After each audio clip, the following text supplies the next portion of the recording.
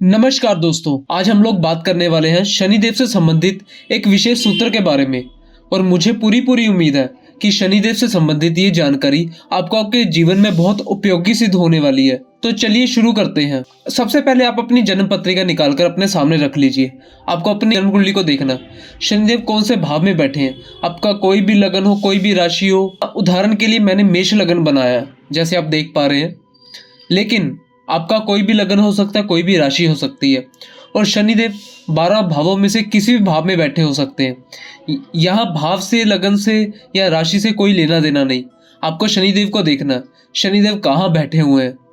अब जिस जगह शनिदेव बैठे हैं, जिस भाव में शनिदेव बैठे हैं, उससे 6 घर आगे गिने। जैसे मान लीजिएगा किसी व्यक्ति की जन्म कुंडली में शनिदेव लगन में बैठे हो, तो इससे 6 घर आगे गिनने पर आपको, यानी कि 1 2 3 4 5 6, इस राशि को नोट कर लेना। यानी कि वहां पर छठे घर में कौन सी है। देखो, मान लीजिए मैंने आपके उदाहरण के लिए कहा कि मेष लगन बनी हुई है और लगन में ही शनिदेव हो, तो 6 घर आगे गिनने पर हमको 6 नंबर मिला, यानी कि कन्या राशि। मान लीजिए शनिदेव किसी के दशम भाव में बैठे हो, तो यहां से 6 घर आगे गिनने पर मिथुन राशि मिलेगी। शनिदेव किसी के सप्तम भाव में बैठे हो, तो 6 घर आगे गिरने पर आपको 12, यानी कि मीन राशि मिलेगी। किसी भी भाव में बैठे हो शनिदेव, आपको उनसे 6 घर आगे गिरना है और जो राशि लिखी हो उसको नोट कर लेना। अब आप ये देखिए कि वह राशि कौन सी है।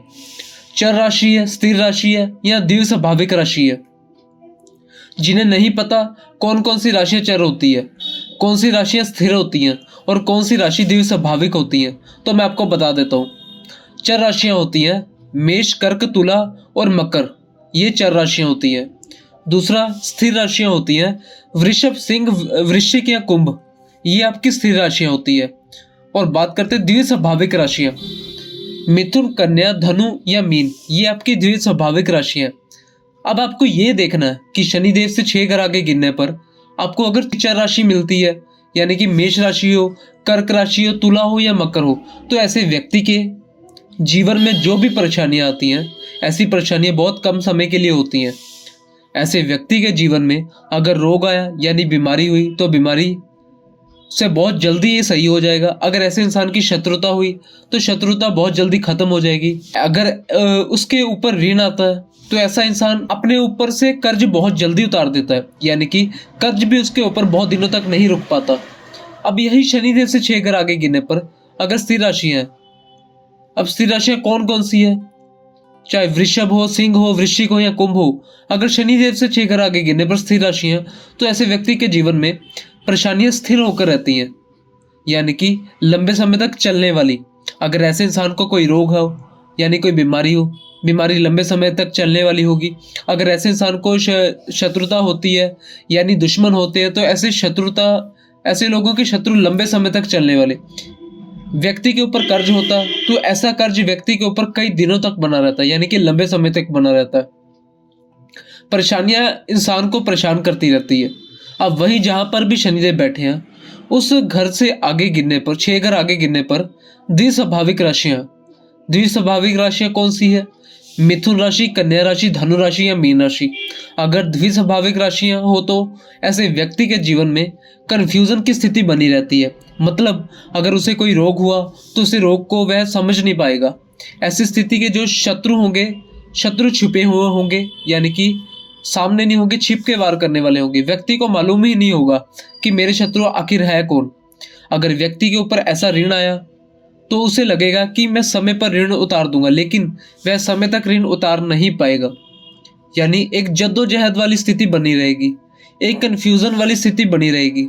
अब इतना ही नहीं, आपने ये देख लिया कि शनिदेव से 6 घर आगे गिनने पर कौन सी राशि है, और आपने देख लिया कि चर राशि है, स्थिर राशि है, द्विस्वाभाविक राशि है। अब एक और चीज, आपकी जन्म कुंडली में जो लगन है, वहां से 6 घर आगे गिनने से गिनते हैं, तो अपने जन्म से, यानी कि जन्म लगन से, अब हर व्यक्ति का जन्म लगन अलग होगा, तो अपने जन्म लगन से 6 घर आगे गिने और देखिए कौन सी राशि बनी हुई है। उदाहरण के लिए मान लीजिए मैंने यहाँ पर मेष लगन बनाया, 6 घर आगे 6 नंबर लिखा हुआ, यानी कन्या राशि।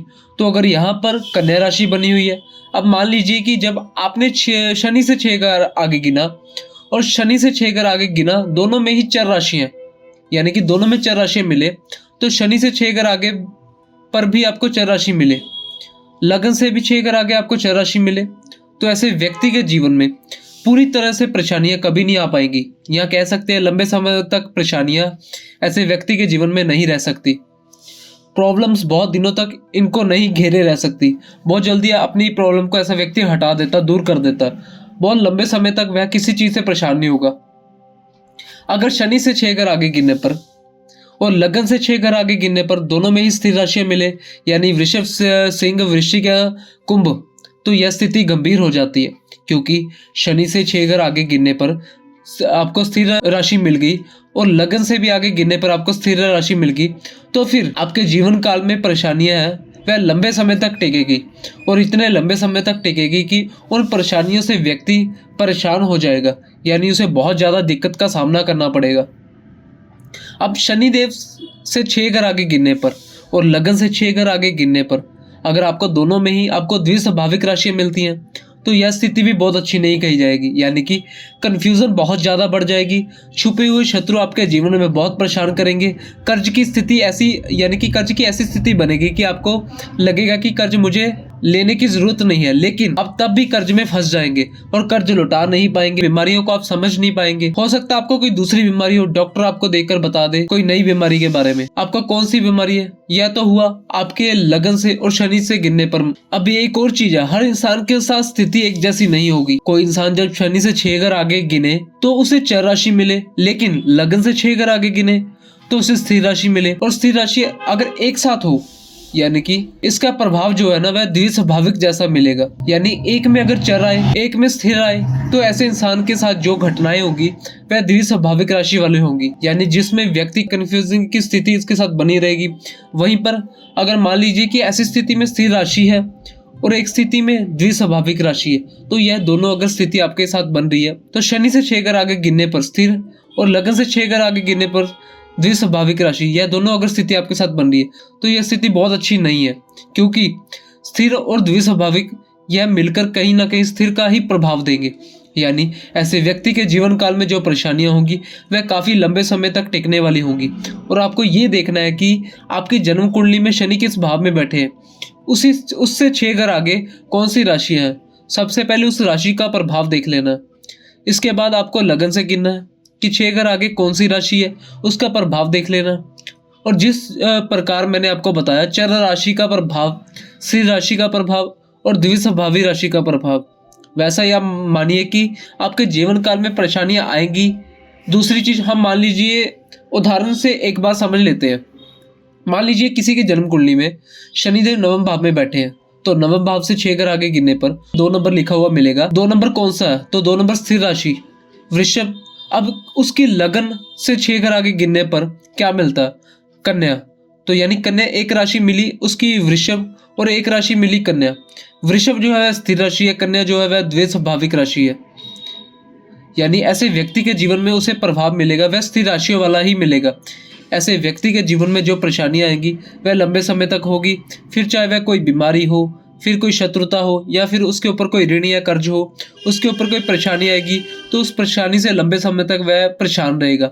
और लंबे समय तक परेशान होने के बाद ही वह परेशानी उसका पीछा छोड़ेगी। तो आप भी अपनी जन्म कुंडली में यह सूत्र को देखिए। यह 100% टेस्टेड और आजमाया हुआ सूत्र है। आप देखिए कि यह बिल्कुल आपको ऐसा ही रिजल्ट मिल रहा होगा।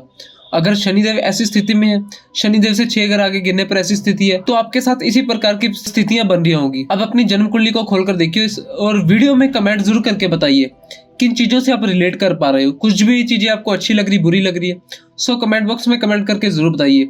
साथ ही साथ चैनल पे नए हैं तो चैनल को सब्सक्राइब कीजिए, बेल आइकन को प्रेस कीजिए ताकि आपको अगली वीडियो की नोटिफिकेशंस मिलती रहे। और अगर आप लोगों ने अभी तक मेरी पहले की वीडियोस नहीं देखी हैं तो लिंक आपको डिस्क्रिप्शन में मिल जाएगा। सो जाइए और वीडियो को जरूर देखें। सो आज के लिए इतना ही। ओम नमः शिवाय।